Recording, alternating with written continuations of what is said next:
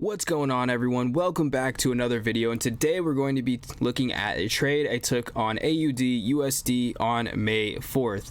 Now you can see right here with this bottom blue line, this is where I entered for my buy, and then this top blue line right here is where I exited the trade.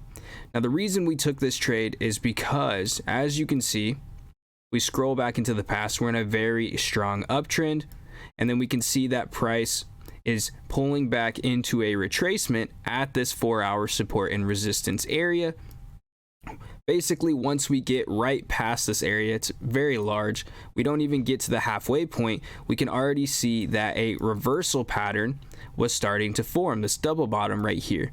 So to me, that tells me that price just was overextended for this 4-hour support and resistance area, and that price does in fact want to go back up. So I see this double bottom and I go ahead and enter on the right formation area of this double bottom, and then I took a quick scalp.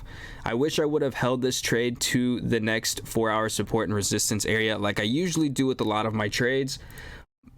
Because of this, I missed out on about 20 pips. No worries, but I did exit right here because this is where the double bottom formation started, and when I like to trade these, that's usually what I do with these formations depending on how structure looks. So I did end up missing out on 20 pips on this trade, but overall it was still a win, so I can't complain.